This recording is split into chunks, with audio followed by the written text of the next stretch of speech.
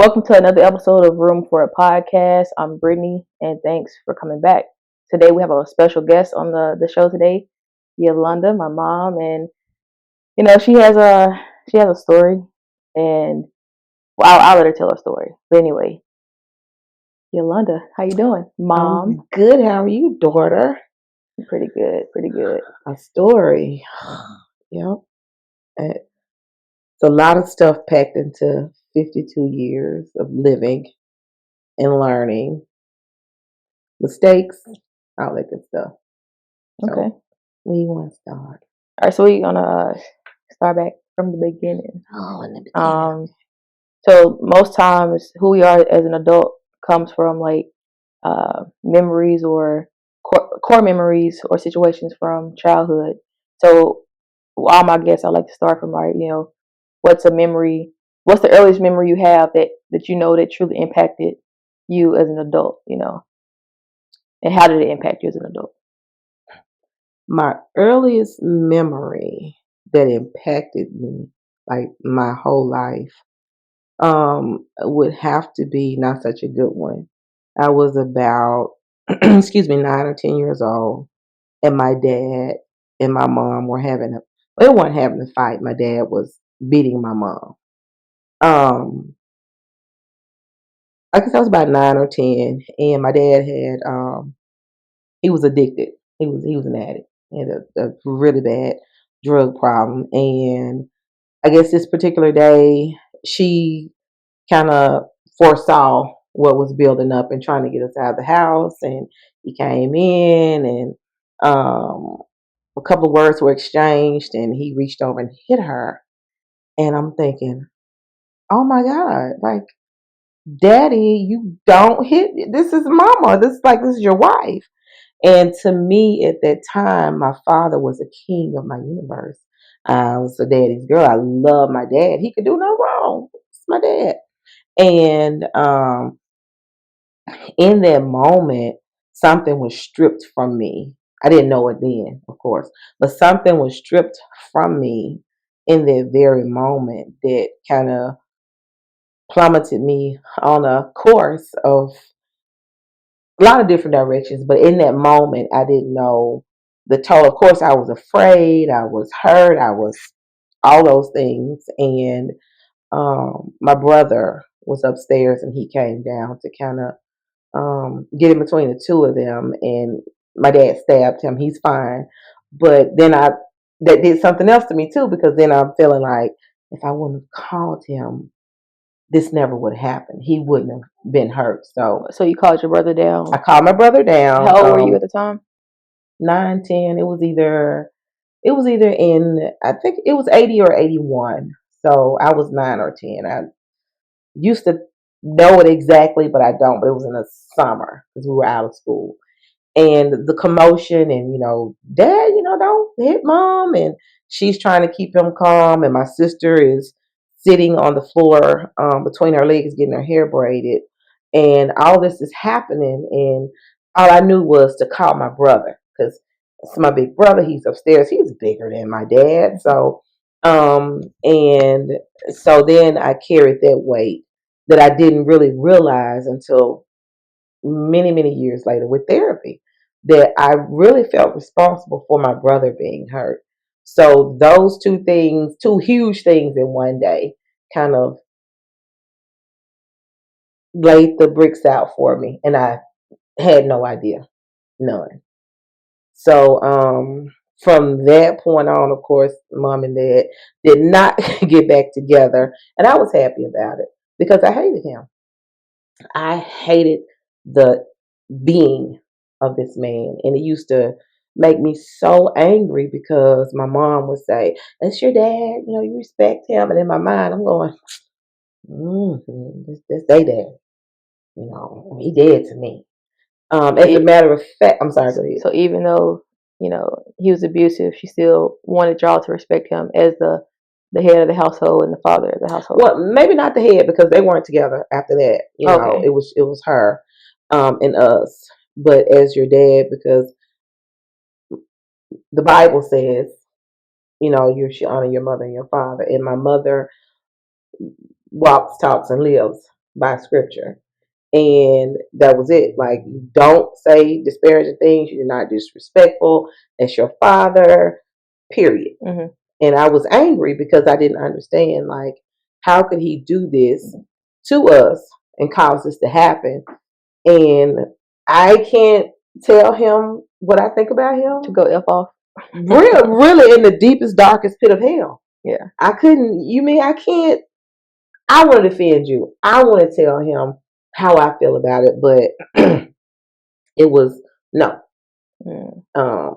And he came around a few times after that, and I was made to go, and I was so mad because, again, you hit my mom and you hurt my brother. So what do you care? Who am I? So, so that's one of your core memories. How do you think that core memory affects you as a teenager or as an adult?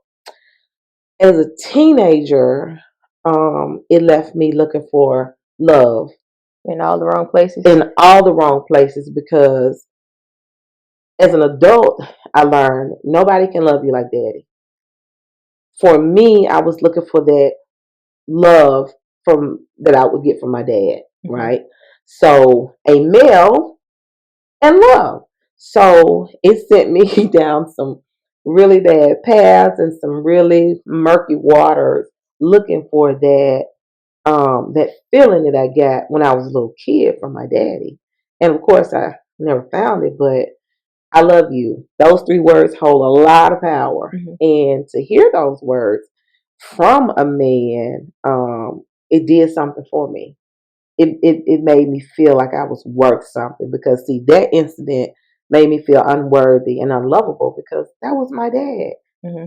He would never do something like that if he didn't feel that way, if he didn't feel that I wasn't worth it. Not my siblings, but me. Mm-hmm. Um, as an adult, it's the same thing, because still, that's that little 9 or 10-year-old girl Mm-hmm. wanting to be loved and wanting to be accepted and wanting to understand things. But at 35, 40, 46, 7, 8, I didn't know. I didn't have the tools that I needed to know then that 9-year-old me, 10-year-old me, it needed to be addressed, right? So I'm just living. Mm-hmm.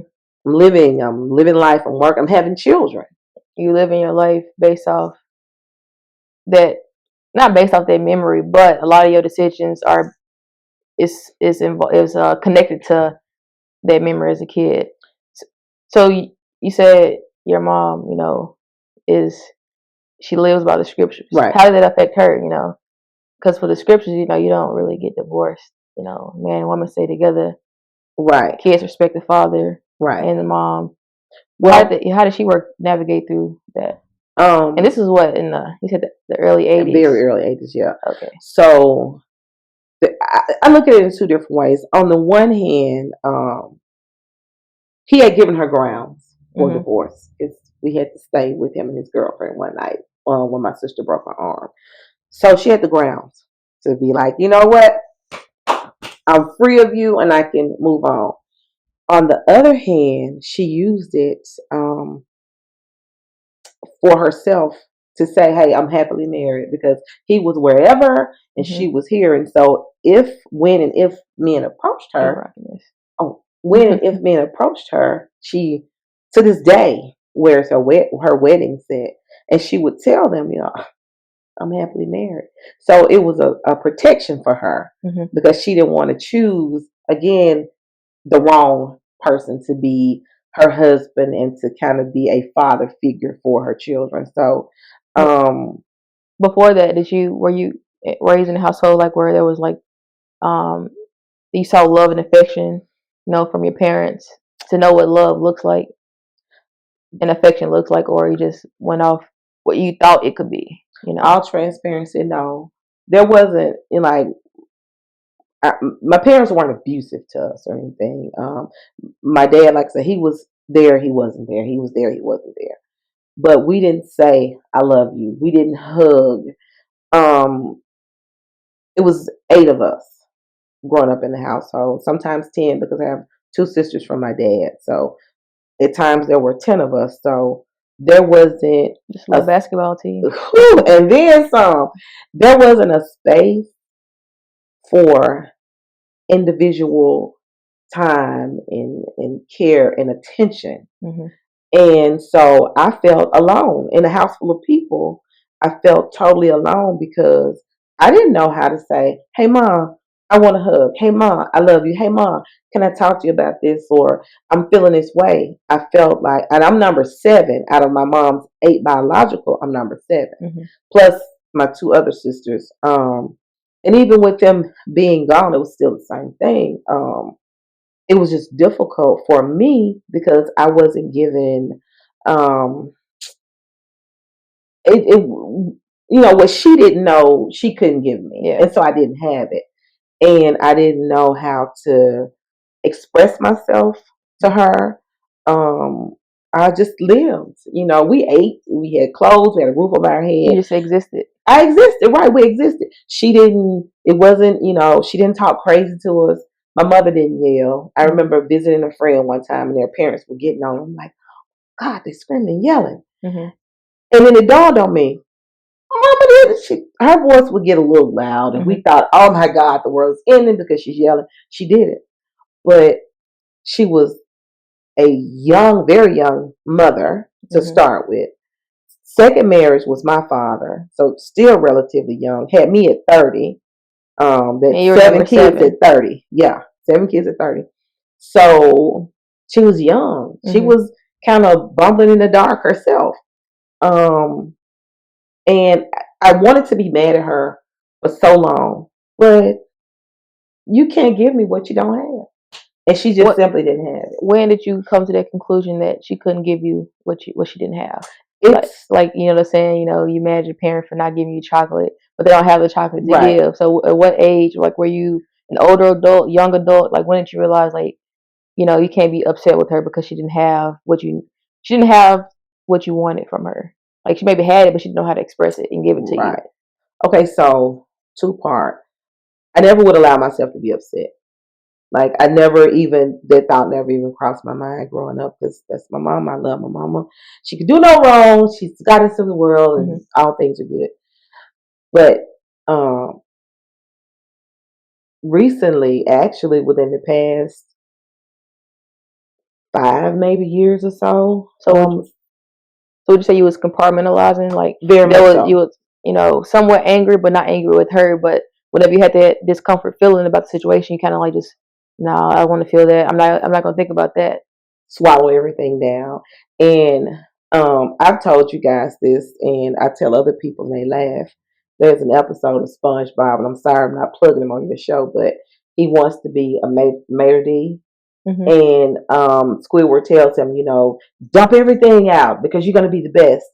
And he has all these drawers. And literally, that's my brain. That's how I look at it. I have drawers for everything.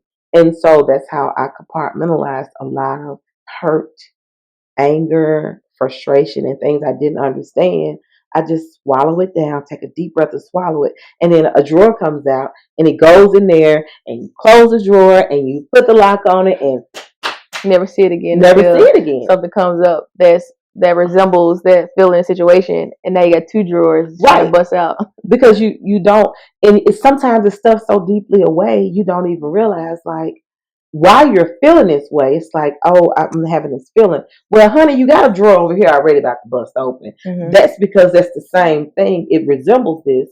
But if you don't know, then here you go again. You got to shove all this stuff down. And like you said, you got 2 drawers. After a while, it'll be a whole wall. Yeah. And so that's how it was. Feelings that I would get, and I'm like, shoo them away. Swallow them down. You got to push through. I'm from the South. You push through. With recognizing that she didn't have it, it was a twofold thing for me, because I'm like, please. But I have to remember where she's from. She's from Mississippi, 1941.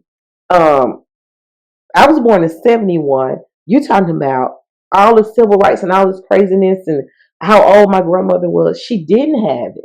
She couldn't get it. There wasn't access. And what year was your grandmother born? 19. 1914. Yeah, right. 19. 1914. Wait, I said Big Ma. Like my big mama. I'm talking as if we're not 14 or related. 13. I don't want to be wrong, but and then where she comes from, I mean, worse than Jim Crow. Mm-hmm. You know, could have been white passing, but she was like, I say it loud. Mm-hmm. You know, and dealing with the racist bigotry, you know, misogynistic, all those things. Mm-hmm. And if you talk too loud, the speaker might. If you talk too loud, oh, sorry. no, you're good. But if you talk too loud, then the speaker will. Yeah.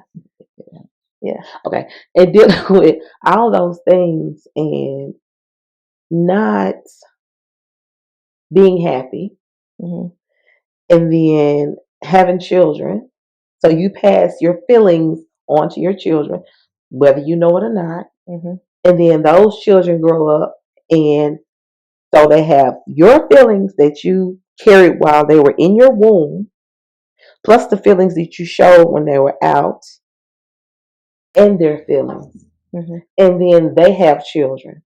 So you got one, two, you got three. It's just jumping from generation to generation. And my mom was a victim of it.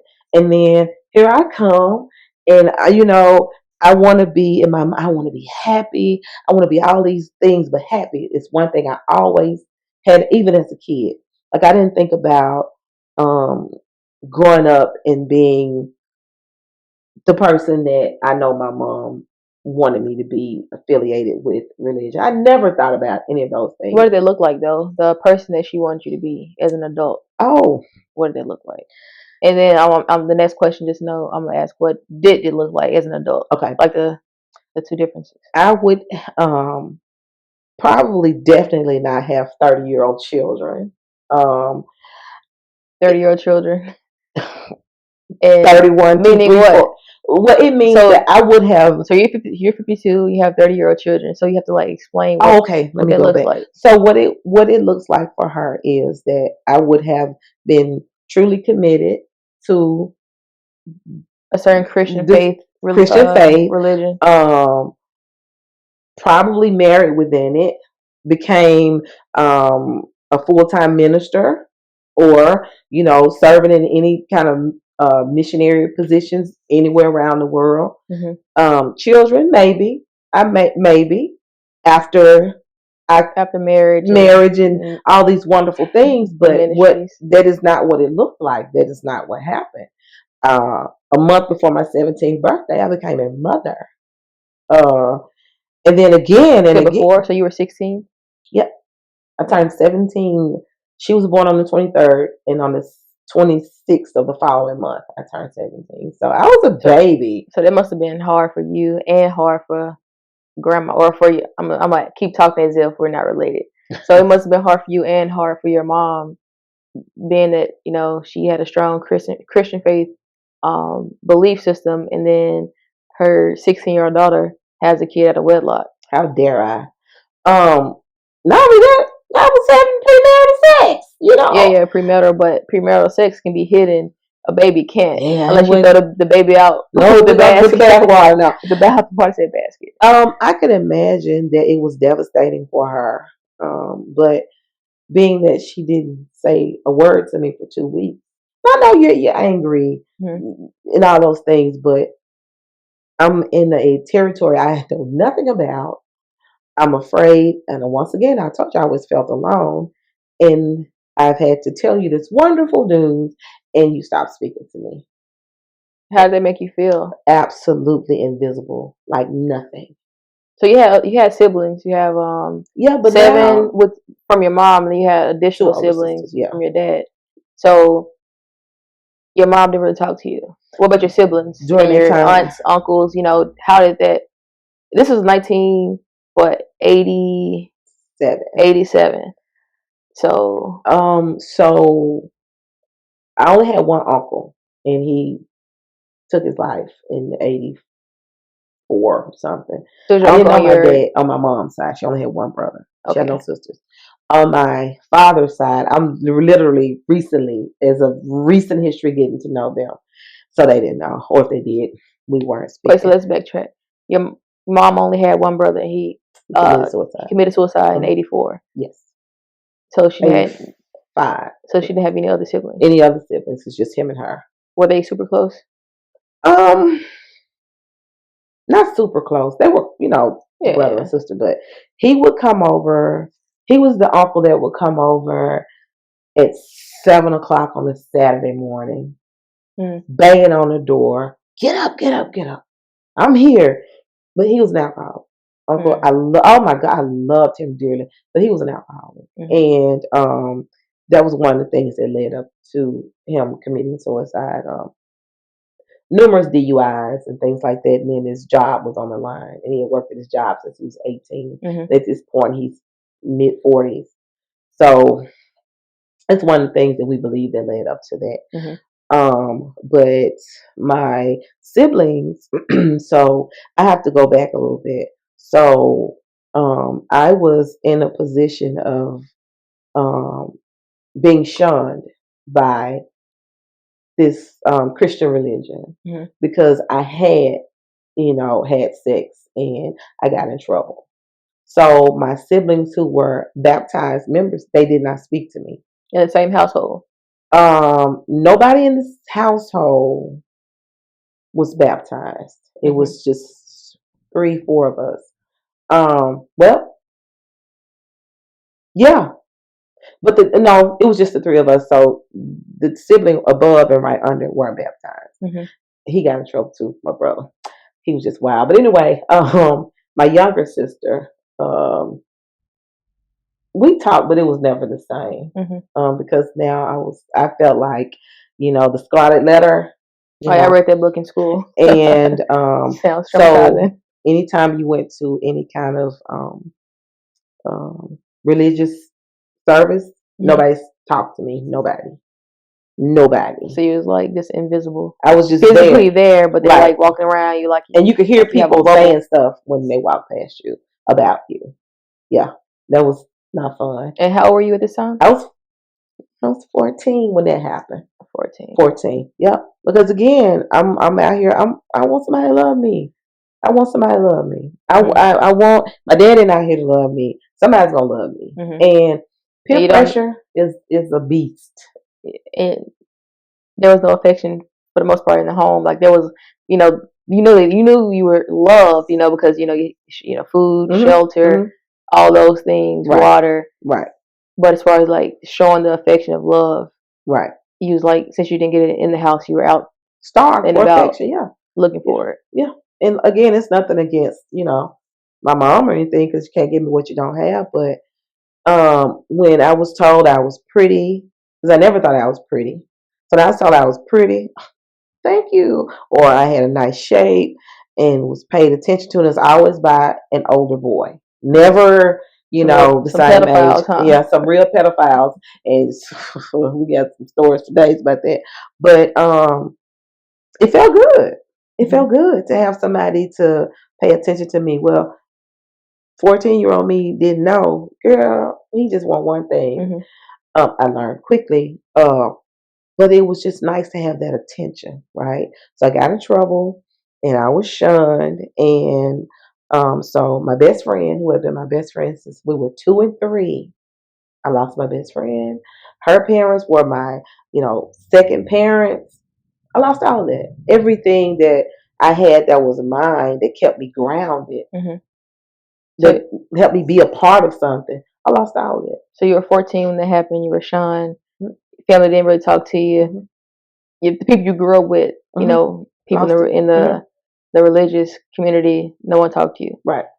So when you got older, did that best friend ever talk to you again, or those parents? Yes, definitely. Okay. Things changed right after I had my oldest. Things changed. I'll just put it like that. Things changed. So fast forward back to you were 16, a month before your 16th birthday. You had your first child. Right. And your mom didn't really talk to you for like 2 weeks. When she first found out. She found out you were pregnant. She didn't really talk to you. She was like angry. Yeah, she was angry and she was hurt. And as expected. Right, as a mom, I get it. But I think also as a mom, you know your kid don't know diddly and be mad and be upset, but now I really need you, because I don't know what I'm doing. Mm-hmm. I had no idea.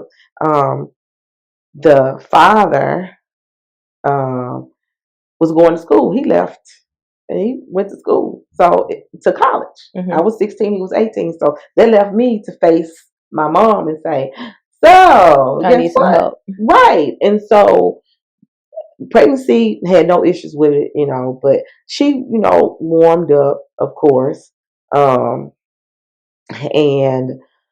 my oldest sister and my sister-in-law, my older sister, they all warmed up everybody.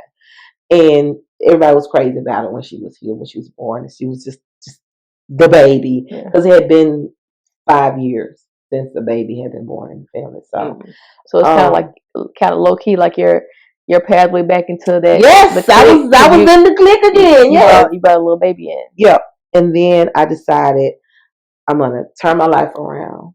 I'm gonna get myself together. I'm gonna be this chaste woman, and I'm going to delve into my religion, and it's going to save me from me, and I will be right with the world. And that lasted about 6 months, literally. And when I was 20, I had my next baby. So I mean, that statement alone, saying that she felt like her religion was gonna save her. Yeah, it's kind of like distorted, because like the religion is just the practice versus like your God or your creator, your higher power saving you, which actually my creator saved me. But when people have that idea like, oh, this religion will save me, and then it fails them because people are fallible, is just a practice. That's why it's religion. So we said it lasted for 6 months, and then you had your second child at 20. Yeah, and I got kicked out and from the religion and home. And were you baptized by this time? Yeah. Okay. In June, and was kicked out by January. So you got baptized in June of 89, and then July of 89. July of 89, and then you had your second child. No, then I got kicked out. Oh yeah, you got kicked out. Yeah, and then but I had my second child at 20. So 18, I kind of made it a little bit before I decided to get baptized, and then within that year and some change between, so say I was turning 19, so about 18 and a half. It was like, because again, it wasn't in my heart. It was not in my heart. It was in my brain, because I've been taught this since birth. So it was in my brain, but it wasn't in my heart. And that's something that it took a long time for me to understand. Like, why can't I attach like to this thing like you see other people? But it just wasn't in my heart. And so yeah, I was kicked out doubly from religion and mama's house. How old were you again? You said 18 and a half? I was past 19 at this point. So where'd you live when you got kicked out with a baby? I moved in with my oldest brother. Okay. He was such a cool dude. And I stayed with him for a little bit, and then I got sick. And I had a really bad case of bronchitis and the flu. So I go to the hospital, and they say, this is the issue. And my mom lived literally, I could walk. So some kind of way, I don't even remember, but I walked to her house with my baby, and I went to my room and laid down. And she came home and she said to me, if it wasn't for your big mama, you wouldn't be here. She told me to let you stay until you get well. And at that point, I'm like, just shoot me, like I'm sick, I don't care.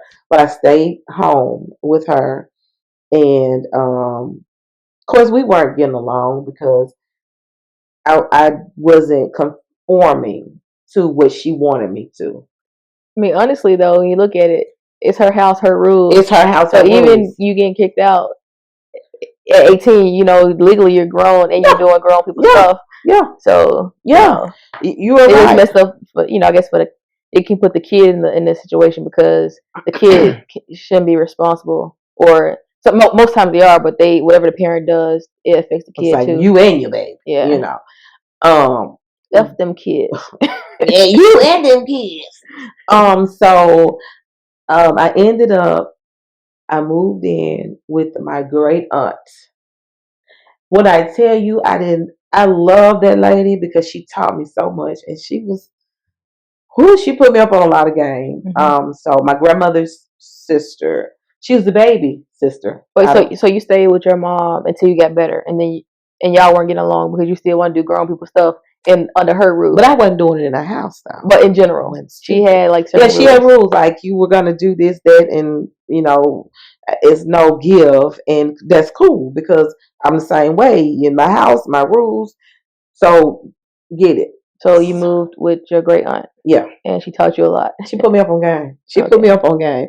And so I lived with her for a few months, and it was a duplex that my other aunt lived in, which was my grandmother's other sister. She had passed away. And so whoever was there was gone. And so I got my first place at 19, like by myself, my daughter and I. It was a shotgun house. For those of you who are not in the South, a shotgun house is just, you go to the front door, you can look straight through the house to the back door. It was big space, living room, bedroom, dining room, kitchen, back door. Or if you shoot a shotgun through the front door, you're going to hit every room, every wall to the end. No, there are no walls. If you're standing there and the space is open. Oh, it was open. With mine, it was like the living room door. You could walk through the living room to my bedroom. But when there no walls? Yeah, there were walls. Yeah, the bullet would hit every wall. Yeah, in the house. Right out to the back window. Right. Yes. So, excuse me, I lived there, and I had my second child when I lived there, and my oldest brother had a little time where he had to come and stay, and it was cool. We just, because of him, I don't eat shrimp anymore. And then my brother, who's right older than me, lived with me for a while, and that was our relationship. I had to realize many, many, many years later down the road that it was very codependent and unhealthy for me and for my children. But at that time, I'm looking out for my big brother. Mm-hmm. So he stayed with me, and I lived there probably a couple of years, maybe a couple of years, and then I ended up back at home with my mom and a baby in my belly that I didn't tell anybody about. And I decided I was going back to the religion because I was going to get it right this time. I wanted to be happy. Because that was the thing, though. The whole theme of my life up until maybe 48, I wanted to be happy. So I was trying to find it one thing to make me happy. And so I was like, okay, Mom, look at my mama. She's ecstatic. Look at this person. Look at this person. So I'm going to do this and be happy. That's the only example of happiness that you saw but I'm asking, like, what about other people in the neighborhood? Like, what like the area you were raised in, do you see any happiness around there? For you to say, oh, I can be happy without doing this. I saw people happy, but because of the way I was reared and taught, it was false happiness. Your beliefs and conditioning? Right. They were pursuing material happiness. And nothing, what's the scripture, build up treasures in heaven. So they weren't building up any heavenly treasures. They were buying and having things. And, that part of me was like, well, I want that kind of happiness too. But I wanted to have a medium. I wanted both, but I didn't know how to get that, what they had, because I wasn't taught that. Speaking of, I didn't finish high school. Once I had my first daughter, I tried night school for a while, but things just got so difficult. I was 28 years old when I got my diploma. 28 with 5 kids. So overall, how many kids did you have? Six. 6 kids. Six. What age were you when you had the last kid? 29. 29. So from 17, 16. So by 30 you had 6. Yes. And your mom by 30 she had me at 30, so she had 7. And she had another one at 31. So that's a kind of like a big resemblance, you know. Yep.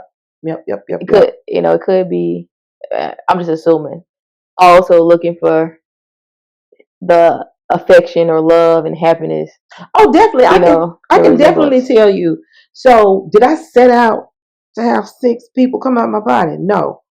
But with each one, I'm determined to give them the love that I felt like I missed. Because again, I'm not saying I didn't get it the way I needed it. So I'm gonna love them, and I'm gonna, like the cartoon, I'm gonna hug them and kiss them and call him Timmy. Like, I'm gonna love this person so much that they're gonna be sick of me, and I'm gonna make sure they love each other. And so there was a lot of irresponsibility, of course, because I had 6 kids. I didn't have a husband, and all my children don't have the same dad, and I'm not ashamed to say that. But there was a lot of irresponsibility on my part. But I think subconsciously, I just didn't care, because who cared for me? Who cared for me? At one point in my life, did you care for yourself at the time? I didn't. Did you love yourself? Truly, now that I'm okay enough to say it. No, who was I? The thing that kept me going and that would snap me back in was my kids. Because I would think, if I go to sleep tonight and I wake up in the morning, they'll be fine. They don't need me. I'm garbage. I'm refuse. They don't need me. And then I wake up in the morning and I'm like, oh, yeah, it's real. But they need me. Nobody can love you like your mother. Nobody. And then I thought, that's not fair. I would cheat them. Because it's not like I had an accident or a sudden illness, but to take myself away from you all, or my children, forget with strangers. No, I mean, to take myself away from you all, though, that's not fair. And that would be deeply embedded in you all to say, well, when I was 9 years old, my mommy took her life. Sometimes people have, like, I met people who had like a lot of siblings, and their parents were like heavily on drugs or alcohol, some kind of addiction where they were like scattered about, or worst case scenario, other things happen. But I mean, you continue to push through. So how was it like for you? So you had 6 kids, not married. You got your diploma when you were 28. That's what you are at the time. You had 5 kids, maybe 4 or 5 kids. 28. Yeah, I had 5. I was pregnant with number 5. So what was it? So how was it for you? As far as like working, because if you don't have a degree, not a degree, but you have your diploma or GED, you weren't really getting jobs like that. But you have mouths to feed, roof to put over, over their head. So I'm glad you asked me that. So, of course, it was difficult when I first started working. One child, minimum wage, people, was $3.35. Yeah, but rent was probably $100. But I was at home, or then I was in my own place. Honey, my rent was $84. $84. So, but that's because they knew the people, they had what kind of relationship with them. But anyway, still, that was a good deal. So, fast forward, 3 kids. I worked as a short order cook, and still $2, $1.90 or whatever in tips, right? But I was living at home, but it was a relief because I didn't have to pay for rent. And of course, I was getting benefits, food stamps, welfare, and working this little job. And so I got a nice apartment. We had a 3-bedroom apartment. It was subsidized housing. It was a townhouse. And so they were nice back then. They were nice back then. and they started a program where you could go to school or go to work, and they would pay for you to go to school and all that stuff. So I was, I've always been uh, a nerd, as I've been told by people. I would sit on the porch and read a book or the paper or whatever while the children played. And this one day, I was waiting on you guys to get home from school. And I was sitting on the porch and I was reading, I cannot remember anyway, a book, I can't remember the name of it. And at that time, we still got paper checks, welfare checks. Mhm. And my neighbor, beautiful singing voice, got her check out of the mailbox and sang to that check all the way down the sidewalk to her door. She was so elated. And I put my book down and I looked and I said, hell no, hell no, this will not be me. I want to do something. Because at that moment, it was like something sparked. Like when kids are small and they go to school, they say, well, what does your mommy do? Mhm. Nothing. I can see, are you all now? She don't do nothing. She sit at home all day. Yeah, And I kids will didn't say want that that. to be my oh, that's before Miss So and So. She don't do nothing. So you don't need to come to parent teacher, not parent teacher, but what is it when the parents come and talk about their jobs and stuff Oh like yeah, that. yeah.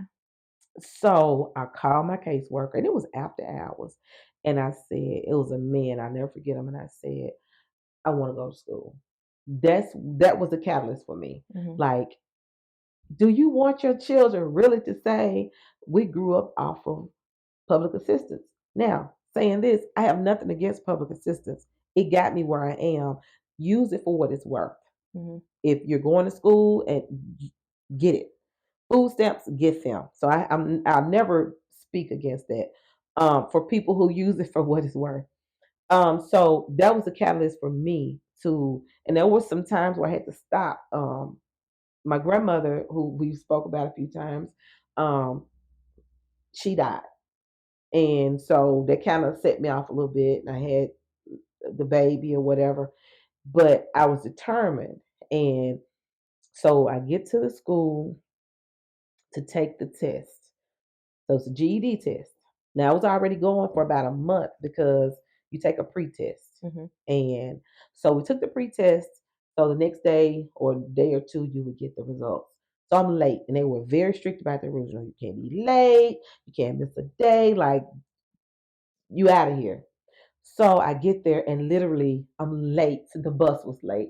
So I'm going down the hallway and I had on some really cute shoes and the heel split. So now my The, shoe the is the city split. bus. Yes. Okay. So now my shoe is split. I'm late and I'm just frustrated and I'm scared to death. And how old were And you? 28. uh yeah, Okay. 27, 28. But I know I got that my diploma in the mail. I was 28. So I had Brian. So 28. Mhm. So anyway, um I get to the classroom and the facilitator is talking. And I'm looking at her with like, oh my God, please. And she did like this. And she said, we all took the test and everybody completed. And she was talking about this one person who scored the highest and how they did so well on this test and just, was encouraging to everybody. And I'm standing there with tears in my eyes. I'm like, she get ready to ream me and put me out. And she said, come here, Yolanda. It was her. Who? She said it was you. I said, what do you mean it was me? I forgot I was smart. I did. I mean, I forgot. it seems not. It seems I can relate now, but it was consuming. Taking care of 4 or 5 kids, where you was pregnant with the fifth one, but taking care of those kids by yourself, that's consumed your energy, your mental space, Yep. physical energy, emotional energy, especially if you don't have any support from you know the other parent Mm-hmm. or people that Period. just Yeah. support because Yeah. it's and you're young and I couldn't imagine being 28 with 4 or 5 kids. A basketball So team. basketball team and like now that I'm older, even like a few years ago, I understood like the pressure you was under Yeah. because it was just you. Yeah. And although you were responsible for having the kids, but it's still like just because a person do something and there's a consequence with it, good or bad, it's Right. still like, it can be hard. It was definitely hard, and that's one thing I never did. I never played the woe is me game. Like when I laid down and got up pregnant, that was on me, you know. And you said Um, you didn't really care about yourself, so right. So like, hey, okay, it is what it is. So I'm gonna love on this baby the way that I don't feel like for me, like mhm. you know. And again, it wasn't planned, it's just happenstance, and I don't regret any of it, not any of it, because I wouldn't be right here. Um, And did you ever get married, or so yeah, I'm saying because I got married twice. So my first husband, your lovely father, we were married. So he was my first love, high school sweetheart, my baby daddy. Um, I was 15 and he was 17 when we met. So surprise, my baby daddy. Um, that was kind of back and forth for years, and finally we got married, and we were married legally from 11 years. We were not together 11 years. Because he got some issues and because he'll be calling my phone. No, but it didn't work out. I could say it. He's an alcoholic. I could say it. I trust that he'd be like, yeah, tell him. So active it didn't alcoholic. active It's the alcoholic. difference. And I will say one of the most intelligent men I've ever met. One of the most intelligent men I ever met. But alcoholism is a nasty thing. It's a disease It's a that disease just and takes and keeps on taking, keeps on and you taking. keep on giving it to it too. Just here you go, and hoping that one day he'll get better. So we divorced, and I will say this: when he had his sober moments, you cannot tell most of my kids anything about him because dad or pop, he filled in some moments where he needed to in those moments, but I'm gonna leave it at that. Not overall. The disease takes over Right. It and it, it did. it It's an consumes ugly, nasty everything, thing. every good thing you have. And then I remarried in 2015, and I think that that marriage was absolutely the worst mistake. But but there was a lot of good that came out of it because I was in a situation where I had to learn to be on my toes. And I don't mean there was no violence, there was no DV, none of that. We didn't even call each other names. It was well, I did sometimes, but um, when you're with a person who is you hear the terms narcissistic and gaslighting, people throw them around so much till you ignore it. Hmm. But you know how when you're in the forest and you can't see the forest for the trees, Hmm. I was dead smack in the middle In the and thick of it. right in the thick of it. And I started closing in on myself and didn't even know it. Kids was mad about stuff, and I'm like, you're just jealous because I'm happy. Let me be happy with my man.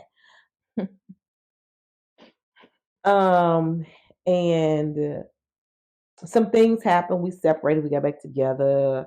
We separated. We got back together, and there was the last time, and it was like that little girl that was in it that needed to be saved. Hmm. It was like she was down there going, "You gotta run!" And um, I spoke with you, and I have very few people that I talked to and shared those type of intimate things with, like I did with you that day. Hmm. And so, originally I was just going to leave, and it was going to be over. And I was going to stay down south with my mom. I was going to stay in Mississippi. I was going to leave Memphis and move to Mississippi, about a 30-minute drive, and that was going to be it. And it's because my life was there, my bestie is there, and my other children were there, my mommy and my sisters and my brothers. And I hadn't decided, like, was I going to stay? Because I know you were like, just come on, mama. Mm-hmm. And so the day before we spoke to purchase the ticket, I still was up in the air. And I was talking to my best friend, and she said, "Well, what do you want to do?" I didn't know what I wanted to do, so I said, "Okay, I'm gonna lie to myself. I'm gonna go and plan to stay, but I'll probably be back in a month." Mm-hmm. So I get on the Greyhound bus, y'all, from Memphis to where we live. It's a long ride. So I get on the bus, Upstate New York. up. So I get on the bus, and now my mind is racing. Like all these things are going through my mind. Like I don't. So you basically just left everything behind. I left. So when I left, I packed up everything I could take and went to my mom's house. And but like every big tick, yeah, everything. Left some of my shoes there. I wish I had brought them. But when I when I left, I knew one thing in me: I wasn't gonna go back because it had gone from okay to that shit crazy, Mm-hmm. and I knew that You're gonna be on the news. I was You going to be on the said. news because I was going to be on the news, and I didn't want to be on the news. I didn't want to put anybody else on the news. Um, so here I am with a bag, literally one bag, and I'm riding. I don't think I think you sent me mine. I had nothing. I had nothing. So I'm riding. I'm thinking, and I'm riding because it's a ride. And the further, like Nashville, oh, I'm on the phone talking. Yeah, stop in Kentucky. When we got in Pennsylvania, I promise, I felt something go, and that was it for me. Like, leave it. When I got here and you picked me up, I'll never forget the day she picked me up. I was like, "Where's the people? Where's the stuff?" Well, we live up state. We don't live down in the city, so I'm looking for the subways and the people. And she was like, "Mom, this the country. I love it." Um, and you took me home to your place, and I was there, and I don't know if I ever shared this with you. So I was there, just me. Mm-hmm. Like, oh, she just left me. She don't want to be around me. She ain't seen me. I was But in living my life. hindsight, no, I didn't even look at it like that. I needed that. Mm-hmm. I needed some time to be alone with my thoughts to say, okay, this is your life. What you gonna pick up and what you gonna leave on the floor? Mm-hmm. You gonna fix this shit or you gonna let it stay the same? And of course, it took some time for me, but once I got here and got settled, I was like, I gotta get a job. Got a job within a week. I need a car. Had a car. I need this. It was like everything that I was needing without even having to ask. It was just right there. And so I'm like, okay, that's a sign. That's a sign. And I Was religion involved? Were you involved in religion at around this that time? point I was kind of lingering around the edges. I Mm-hmm. wasn't for in Mm-hmm. or out. And so, but I just knew all these good things was happening for me. And it had to be something for some reason. Mm-hmm. This must be where I'm supposed to be. And so once I moved, because I had to be on my own, honey, I had to be in my own place right next door to her.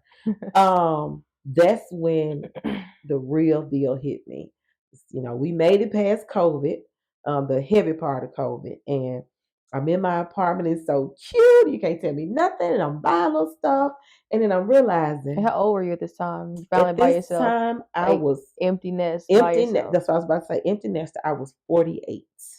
So from the age of 16,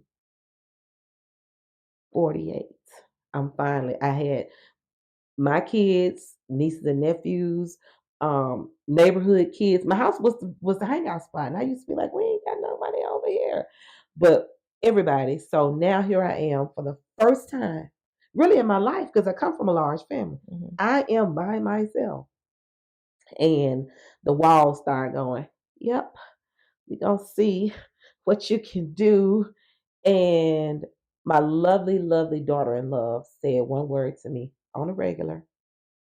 Ma, therapy, therapy. And I was like, oh, that's good for you all. I'm thinking, Yeah, I I'm think your 48. daughter-in-law.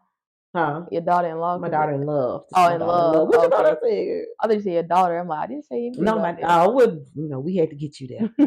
But my daughter-in-law, we would talk and she would listen so diligently and without saying a word. And she would say, try therapy. So one day I was like, you know what? I was at work and she sent me the site or you sent me or whoever. And I looked it up and I found a therapist. And I'm like, that was too easy.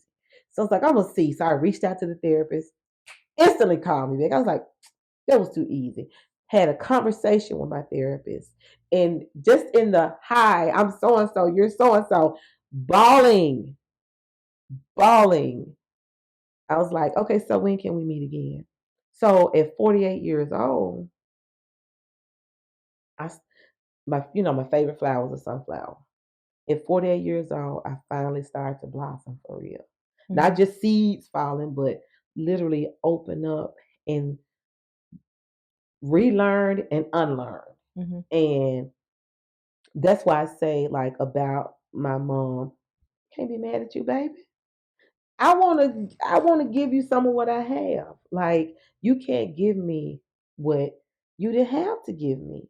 And I mean, it wish was there, but you have potential or you have capabilities, but you don't know it's there. right. So it's there, but it's like dormant. Right. And even with you all, the relationships are so different.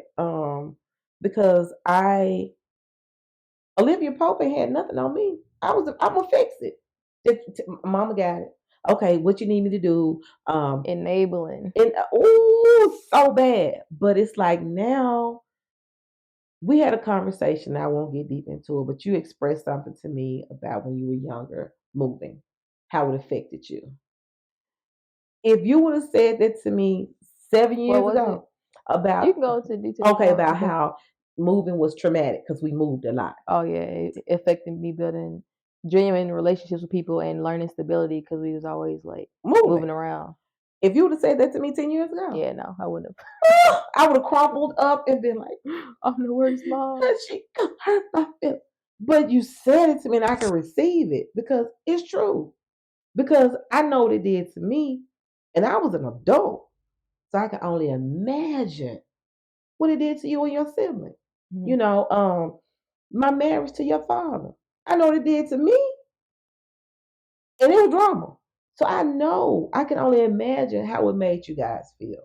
When you graduate high school, you're like, I'm going to school out of town. Yeah, I left. And Baby, what I tell you, you packed up your stuff. I was like, she gone, girl? Like, she gone for real? But for that, if it was not for that, I would probably still be in Memphis. Doing the same old thing, going through the same old, wishing and hoping and praying, but not doing any work. And you leaving, catapulted things in a different direction. So anyway, once I got here and I started therapy, everything in my life started to change. I could breathe better. I could see better. Now, but things were different because that 9-year-old, 10-year-old little girl who witnessed that horrible, horrible thing from the man that she loved the most, she was being treated. And I could hug her and say, baby girl, we're gonna get through this. It's okay. It's okay. And so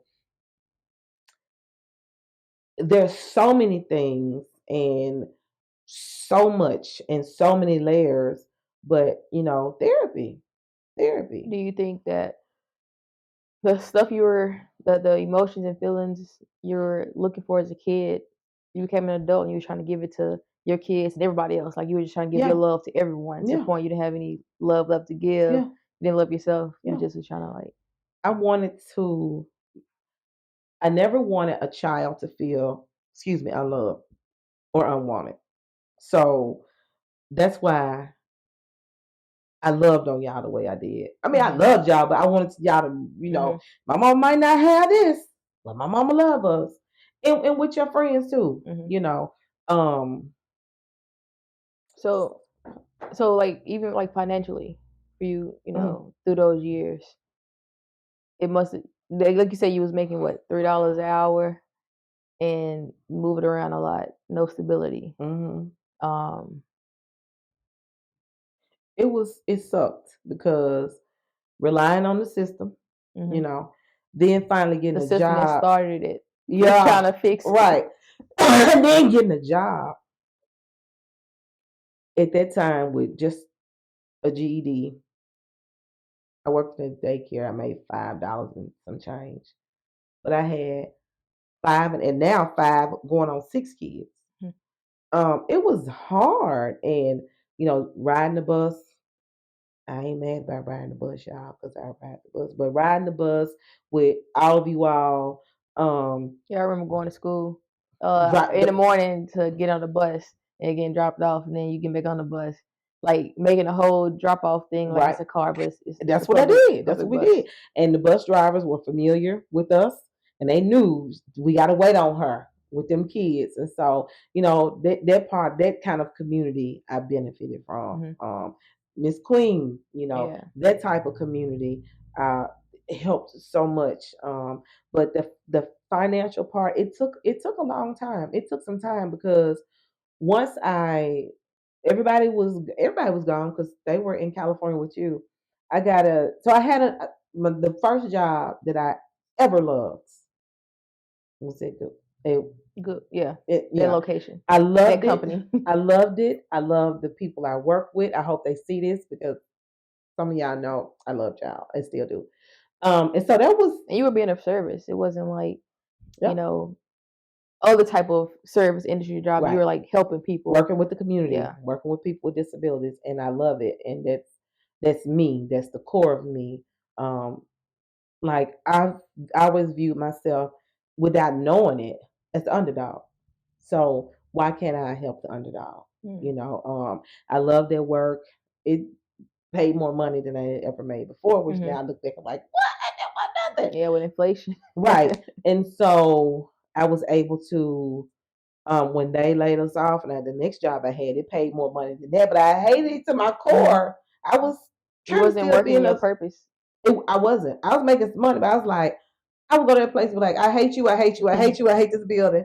But like, and so when I moved here, I thought, okay, what am I gonna do? Hmm. And right at my fingertips was same type of job, Hmm. much more money, working in what I do, and then getting in school.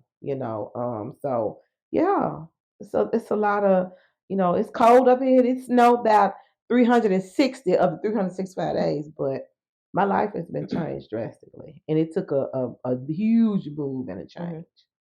So it was like how sometimes there's you have to go through like a painful experience, so you can either sit in that pain and wither away, get numb, and wither away, or you can like move your body or move out of the situation.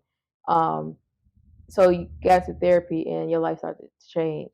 You think it was because working on the inner child work, like healing little 9, 10-year-old Yolanda and giving her the love that she needed, like loving yourself Yep, and the grace you needed, yep, and like being kind and polite to you, like knowing that you're worthy. yep. So doing Because things as if you're worth it, yeah, because I never felt worthy. I was just here, Hmm. you know, and I can remember early in my sessions, and I was asked about my earliest trauma. I can remember like trauma. I ain't had no trauma because to me trauma was It's like beating, you getting all beat. the worst of abuses. And I said, well, that's why I could Yeah. share that with you about my Hmm. dad or whatever. And I said to him, and that's why I don't trust no man to take care of me. And I threw my hand over my mouth like, did I say that? Mm. So even though I've been married and been in relationships, I always knew that I had to take care of me Hmm. because the man who loved me first didn't. Yeah. So I've learned a lot. I've grown a lot. I've experienced happiness. I've experienced sadness and pain, but I can't. The current pain, I Hmm. can't. Sit in it and just let it fester Hmm. because that's not what she will want from me. Because I definitely wouldn't want that, of anybody else. So the next question is, do you think that going to therapy helped you with your religious beliefs a little bit, or was it like, getting by yourself away from, you know, in a new environment around new people, so where you were able to like, question certain things and form your own ideas, and you're no longer under this umbrella. Like if everyone's around you doing the same thing, then you do it too. So like, where are you on that? Because like for years you did your toe in that pool of their religion for like years. And I know she always said, this religion is gonna save me, instead of saying my God is gonna save me or my Creator is gonna save me. So how, like, where are you on that? Like, A little bit of both, hmm leaving and to be alone. Oh, and when I say alone, I mean from the group, yeah, and therapy, because in order to be able to deal with or to understand and to peel back the layers of all of that, I had to treat the little girl me first, hmm right? And that's all she knew. And it was, she was afraid to do certain things or not do certain things because, wicked, bad people, you can be destroyed. You hmm better be good or you you said just, you destroyed. going to get destroyed. I'm sorry. Sorry, that Southern come out. Um, so leaving, for one, gave me the freedom to breathe hmm and to start thinking about decisions I wanted to make in regards to me and my life. Because religion or no, spirituality or no, whatever relationship that you have with your God, your creator, that's between you and them. hmm I can't condemn you to hell or send you to heaven, and nobody else can either. And we are, as imperfect beings, are so hard on each other. hmm See, we'll be here and then we'll elevate to here, but you down here trying to get up there. You trying to climb this ladder and see this one looking up at the sky. That's what they doing. I don't know what she doing. I don't know how she gonna do it. They forget that you been there. We all fall. We are all, grace is what keeps us. So removing myself from that environment and therapy, hmm because when I was taught to believe certain things, and I'm not gonna say, I'm gonna just leave it at that. But you have to. It's like in school. You learn A-E-I-O-U, sometimes why. I hmm don't even know if they still teach sometimes why. hmm Either you're gonna get it or you're not. Meaning, I'm gonna pay attention and I'm gonna understand all the sounds that A makes, or I'm just gonna look up on the board and I'm gonna write it down because I'm over here doing this. So either you're gonna teach me and help me understand and learn, or you're gonna give it to me and say, write this down and keep pushing. And I feel like it was more of a, this is it right here. You're gonna write it down, this is what you're gonna do. Because I had nothing else to weigh it against. hmm Even though I was living my life and not always being a good girl, I tried to keep it close to the line and to home because that's all I had. hmm And I was afraid to lose that because, Because every time every time you stepped off the sidewalk, you were shunned. yep, foot got ran It's like smooth over. that's like traumatic. It's So very now you're like traumatic. walking on the sidewalk, scared, like, oh my God, I hope I don't step off the sidewalk because they're gonna push me out in the street. And in my life, PTSD is real because there are certain things to this day that gives me that thing on the inside. And I get a panic feeling and I have to breathe and remember, hey, it's not like that anymore. hmm Because I'm so used to it. Like I said, 48 years of the same teaching, the same living, the same way, the hmm same stuff. And so coming here and being away from that core group and um, therapy, I don't think I could have done it without therapy, hmm because then I would have convinced myself that, okay, that's just the devil trying to get you. And he might be trying to get me, child. I don't know. But I know that the God that I believe in and the God that I talk to wants me to know him. He wants me to know him, not what this person think I should, hmm do, or that person. So it's a relearning. Like a lot of my life is a relearning and learning. I'm hmm learning who I am, and I'm relearning ways to, as far as religion and relationships with people, hmm in the way I let people deal with me. Because I was at one point I was like that bucket everybody just pulls stuff into. They want to talk and they call me and tell me, then I got all this crap sitting in me because I'm letting everybody just treat me any kind of way, say anything to me, tell me everything, do me. And when I No learned no boundaries, boundaries. when I learned to set boundaries, people, and stand on those boundaries, people was mad, their feelings was hurt, what's wrong with them? Wasn't nothing wrong with me. People upset when you set a healthy boundary because Yeah. to them a boundary is disrespectful. They don't. It's not even a boundary to them. It's like, oh, this person is being What's disrespectful. wrong with them? Oh, they acting funny. Yeah, and you're not acting funny. You know, you are finally defending yourself in your space. And I had to learn to defend myself in my space because I was always so non-confrontational. But I had to learn the Passive, boundary, so passive aggressive. and the boundary is not confrontational. Because once you said it, that's it. Mm-hmm. And so pass. And I was gonna say, as far as you, no, we briefly talked about how people like back then, even now, have a lot of kids, and then they Mm-hmm, end up turning to drugs and mm-hmm. alcohol. In a sense, some of your beliefs about around surrounding religion could have, been the reason you didn't turn to drugs and alcohol because you was like, I don't want to be destroyed, so let me not turn into, Girl, I you can't even know. say that because I was out here having sex up out both pants legs, and I ain't ashamed to say it. But honestly, I think my relationship that I was building with my creator, that I didn't even know it Hmm. then, helped me. Because I used to always talk, and I would be saying I'm talking in my head, talking to myself, but I was talking to him. Hmm. Um, but I've always been afraid of like drugs. Man, I smoked a little weed back in the day. But anything that I knew could take me from y'all, like you driving down the street, like, there go your crackhead mama. And I hope I didn't offend anybody. I never wanted because you know I No. didn't want I never wanted that for y'all Hmm. or get so caught up in alcohol that look at your mama out there on the corner drunk. Hmm. So I never wanted that. Like y'all kept me from me Hmm. because I know that the type of person that I could have been, very adventurous, very curious, child, honey, it's not it's the possibilities were endless, Hmm. but I think that quiet relationship Hmm. and you guys, because I didn't want to have to come and visit my kids at somebody else's house Hmm. or y'all come visit me in jail because child, I'd have been another what's the Bunny and Clyde or something, I didn't want that for you Hmm. guys. So it kept me together, but people forget that it's drugs, alcohol, and it's sex, and you don't realize that you are still doing the same thing to yourself through sex.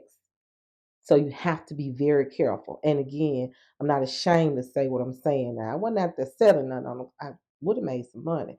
But I mean, you give it away for free, might as well make some you money may on well it. make some money. But especially when you're young like that. I Hmm. just touched it again. When you're young like that and you're looking for something to ease the pain that you don't even know Hmm. that this is a pain. And I realize it now. I was hurting for so long and I wanted something to numb that pain and to Hmm. dull it. And so it was sex. I mean, use some protection. You might get pregnant, you might not. I don't want the cooties or nothing, but um, it was a momentary thing. Hmm. And I wasn't supposed to cry. Yeah, you weren't That's supposed to actually cry. like.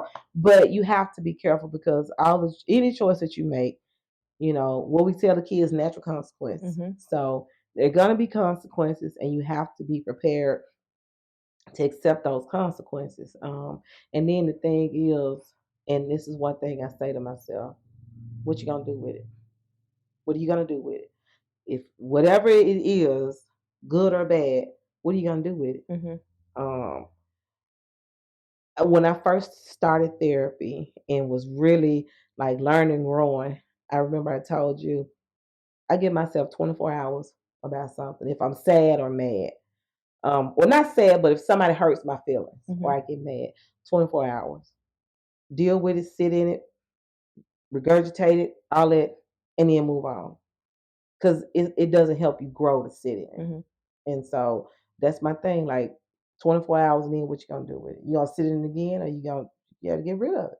Yeah. So you mentioned that went back to school and all that. So you moved away and like really started to like blossom. Like the flower that was Yeah. always there Yeah. bloomed. Yeah. Um. I always wanted to go back to school, and I wasn't sure. Like, I was gonna be a nurse. I'm gonna be a nurse. I'm gonna be a nurse. I'm gonna be a nurse. And the opportunity presented itself. I want to say this is 23, maybe end of 21.